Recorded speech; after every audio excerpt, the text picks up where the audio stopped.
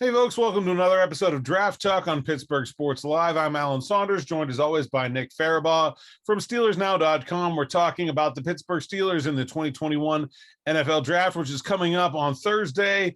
And, it's close to the end, but things still keep changing. And one of those things that happened last week was the Steelers re-signing inside linebacker Vince Williams. Williams had been a free agent for a while after the Steelers released him fairly early on in the process for salary cap space.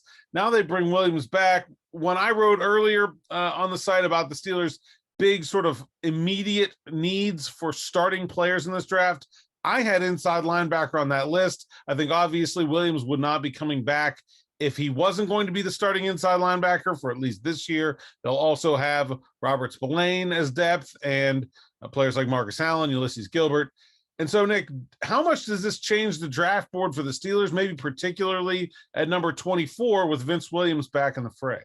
Yeah, so it does change it a little bit. I think it eliminates the typical buck linebacker that we were highlighting a little bit earlier when we talked about linebackers in this series. You know, the Nick Boltons, the Baron Brownings, even the Browning is a more athletic buck, but he's still a buck because he's not very experienced in coverage. Like guys like that are purely downhill thumpers that really thump around in the run game. Those are the guys we're talking about here, where they're probably eliminated at 24. Now they could take one late, but 24, I think they're out on.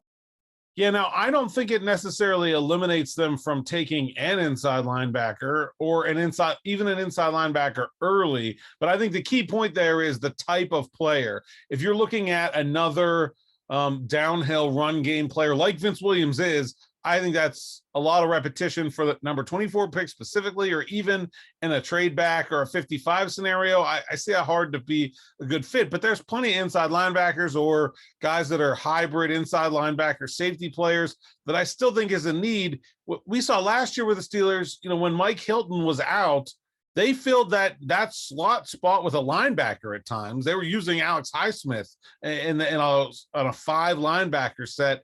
They clearly see that slot role as more of a hybrid player than a straight corner. So are there inside linebackers? Are there safeties that are sort of part of that positionless defense group that you could be looking at as a sub package defender right away that the Steelers could take maybe with a first or a second round pick? Yeah, well, the obvious one's Jeremiah Owusu-Koramoah. I think he's the big one that everyone kind of is buzzing about in terms of that positionless defense. Truly a unicorn in this draft, a guy that can play safety, linebacker, corner, has experience doing all of that. So I think this is a guy that can step in, be a dime backer, be a slot corner. He's basically a sub package, just do it all. And then if Devin Bush gets hurt, they can put him there at the MAC. They can even do some packages, obviously, with both JOK and Bush for more athletic linebacking core. I think it just gives them also versatility in their lineup. If they're going against, if they're going against a team like the Ravens, they'll just go more with Vince Williams and the bang and buck. But if they're going against a team like, I don't know, a very high octane team, Kansas City, like say the Chiefs, maybe JOK would, and they do have a few of those. The Chiefs, the Seahawks on their schedule next year. Like Green Bay. Yeah, Green Bay. So they have a few of those where you can maybe take out Vince Williams and just let JOK and Bush do what they do and have a more athletic group there. So I think JOK makes sense. Divine Diablo from Virginia Tech is someone they've shown interest in. They sent Terrell Lawson to the pro day. They met with Divine Diablo. Mike Tomlin met with Divine Diablo. He's being viewed as probably a linebacker safety hybrid as well. He's a guy that has gotten a lot of hype in recent weeks. I think Jim Nagy, the Senior Bowl director, said top 40 player. I don't expect that to come to fruition, but perhaps maybe a third round selection there with Diablo, similar to JOK, but probably not as confident in man coverage and probably a little bit less of a linebacker and more so of a safety slot guy. And then there's a lot of other guys. Pete Werner out of Ohio State is a guy that's played safety in the slot, and Jabril Cox has done that from LSU. There's a few guys there. Derek Barnes has done that type of role as well. They can get him probably at 128 or 140 in the 4th round. I think that would be a worthy selection. So there's a lot of these guys that are really coverage-based linebackers that play in the slot, play a little bit of safety, that they could take a look at. Jamian Sherwood out of Auburn. They were at Auburn's pro day. And the other one that no one's really talk about Hampton Nasser-Dean from Florida State. I haven't heard his name linked to the Steelers really at all. But they were at his pro day, and he's a guy that has at 6'4", he's a unicorn, has played free safety, linebacker, strong safety, the slot. He's kind of done a little bit of everything. So I think he could be another option to where they kind of look at and they want that kind of hybrid guy in the secondary for versatility. Yeah, and they've talked to a bunch of safeties as well. They talked to Trayvon Moehrig, who's from TCU, probably a late first round, early second round pick. They've talked to Paris Ford from Pitt, who played nothing but safety, but could be a more of a hybrid player. There's probably a couple others. Is that a first round need for this team? Can they use that pick on that kind of player? Well, there's not a lot of players like that's going to be there at 24, to be quite frank. It's JOK and Moehrig probably. And Moerig's a completely different player, right? That's a third safety. That's a deep safety. If they draft Trayvon Moehrig at 24, that signals to me that Minkah Fitzpatrick's going to go to the slot more. And maybe that's a plan that they have. I don't know. We haven't discussed that a ton. But we know before he came to Pittsburgh, he was a slot corner in Miami, and he did a lot of slot work at Bama too, in college. So maybe that would be what Moehrig, that completely different schematic implications there. 3 safety sets are very different from what a guy like JOK would bring, which is pretty much just another bigger linebacker. And you can just you can beef up your sub packages a little bit with JOK, because they do like to. The problem with the Steelers is when they've faced teams that run a lot of 12 and 13 personnel, multiple tight ends, they've stayed in base to stop the run. I think JOK as a 230-pound linebacker slot corner gives them a little bit more versatility. I think he's the one true option at 24, but I think this type of hybrid is a day 2, early day 3 type of pick, and I think they probably end up making a pick like it because they've met with so many of them.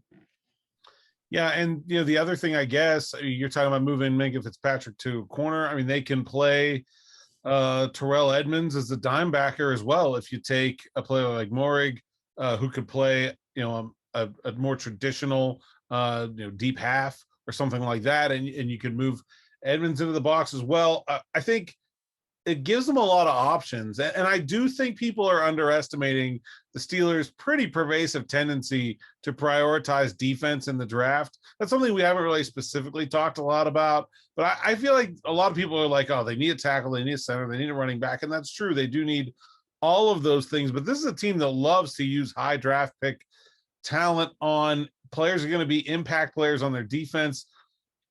What do you make of that tendency, and how much do you feel like that could play out here? Yeah, so I mean, that is a tendency that they do. Even when they had really good defenses, they took a lot of defensive guys. Now, a lot of those over the years have been blatant needs, obviously, and I think they obviously have lesser big needs on defense than they do on offense. I think offense, they clearly have tackle and center, and running back is huge needs, and tight end I would even throw in there. Now on defense, it's more so corner as the big urgent need. But outside of that, they at least have guys. They have 2 starters at outside linebacker. It's a depth need, but they have 2 guys. They have enough guys there at linebacker with Spillane, Williams, Bush now, and then obviously Allen, UG3 there as well in that rotation to where they can at least live with those if they don't need to.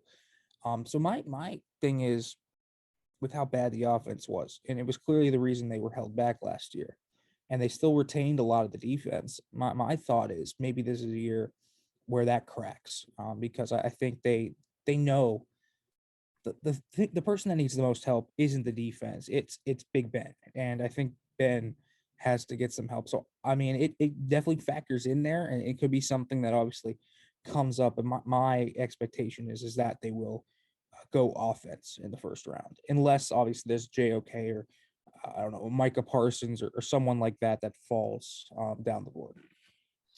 We've been talking about most of the position needs in the weeks leading up to the draft, and we're going to continue that, talking every weekday right up until the draft. And, of course, we'll have our draft night show as usual here on Pittsburgh Sports Live.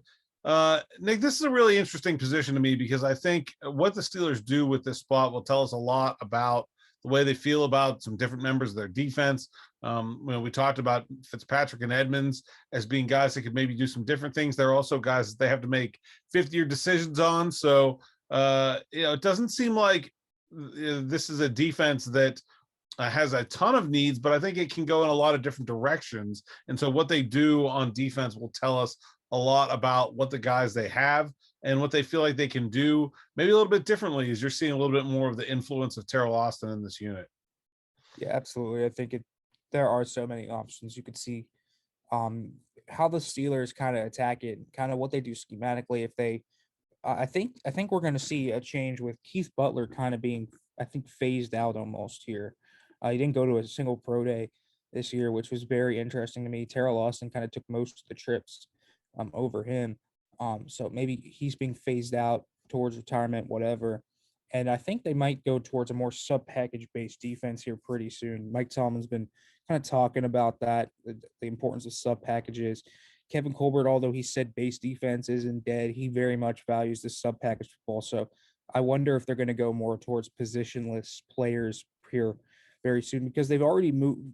Minka Fitzpatrick and Terrell Edmonds have been used like positionless players, and Devin Bush has to an extent as well. Cam Obviously, Sutton. Cam Sutton has been. So it strikes me that they want to move towards a very versatile and positionless defense. So I think they're going to start making that move here probably in this draft.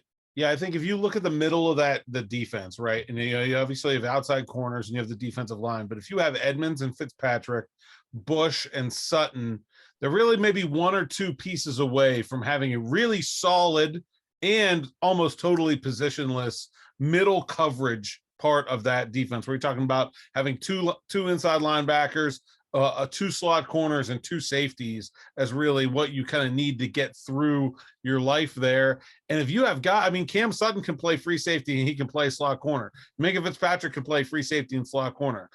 Terrell Edmonds can play strong safety and he can play dime backer. You can put Bush on a guy man-to-man in the slot if it's a back or a tight end out there. And so I think that's what they need on this defense. Yeah, they need an outside corner. They probably need two outside corners long-term.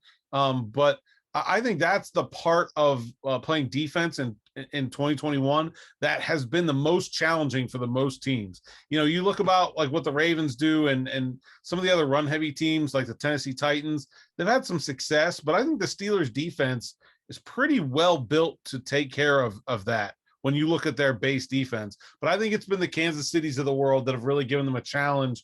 And I think adding the kind of talent that we talked about to those position groups is what they need to do to make themselves a better fit for a lot of the way that offense is being played right now. Yeah, I totally agree with that, especially with how mismatch heavy offensive coordinators are trying to attack teams now.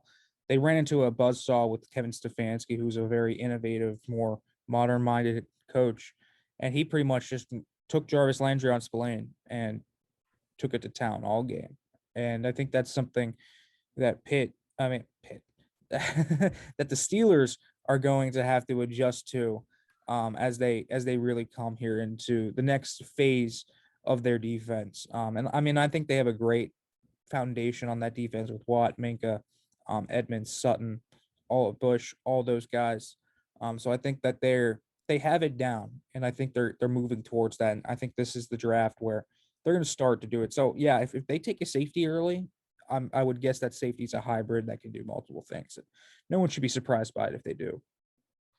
All right. Well, we will keep going here every weekday right up until the draft. So make sure to check out the rest of these on the YouTube page. Check out the rest of our content at SteelersNow.com. If you have a comment or a question, leave it here under the YouTube channel or on the site, and we'll get to it in a future episode. But that's all for today. Thanks for watching. For Nick Farabaugh, I'm Alan Saunders, and this has been Draft Talk on Pittsburgh Sports Live.